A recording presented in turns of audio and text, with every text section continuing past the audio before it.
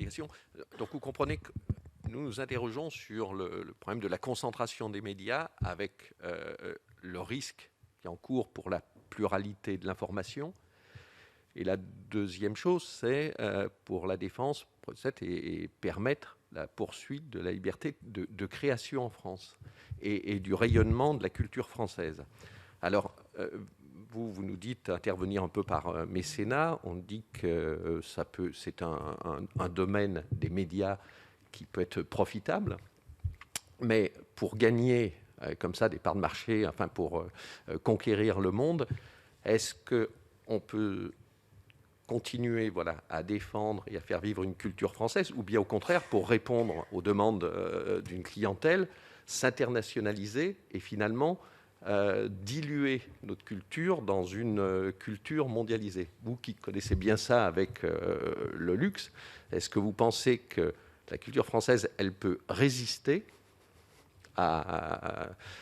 justement à cette dilution dans des groupes qui pourraient rivaliser avec les gros groupes mondiaux, ou au contraire, qu'est-ce qu'il faudrait faire pour qu'on puisse garder? C'est-à-dire, est-ce que simplement ça doit passer par du mécénat pour continuer à faire vivre notre culture et nos particularités françaises et européennes, je dirais?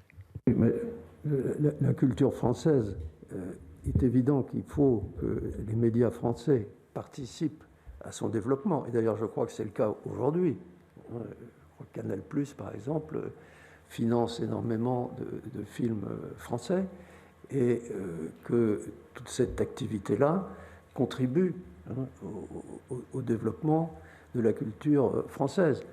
Maintenant, c'est aussi difficile de faire face au succès énorme des films américains qu'on voit partout, et on ne peut pas les interdire. On ne peut pas faire comme certains pays qui limitent la production à leur propre création. Donc il y a également une question de concurrence des créations. Et dans nos métiers, c'est la même chose. On promeut mondialement des marques françaises qui ont un appel extraordinaire sur la clientèle internationale, aux États-Unis, en Chine, au Japon, etc. Mais quelquefois, qui sont créés par des créateurs qui travaillent avec nous et qui ne sont pas forcément français. La créatrice de Christian Dior actuellement est une Italienne.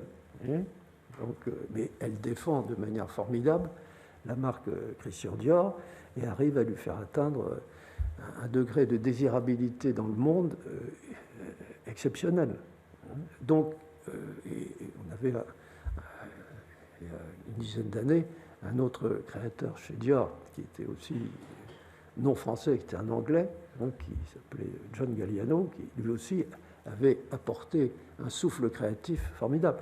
Donc, la culture française, elle est restée. Et Dior, c'est une marque française. Donc, s'il faut, c'est arriver à faire ça. Maintenant, au niveau de la culture pure, littéraire ou cinématographique, c'est probablement plus difficile à cause de la langue. Et d'ailleurs, en Europe, il faudrait essayer de développer un peu l'usage de la langue française, qui devait être la langue normalement utilisée à Bruxelles, et maintenant tout se passe en anglais, alors que les Anglais sont sortis. Bon, ça, c'est un autre sujet.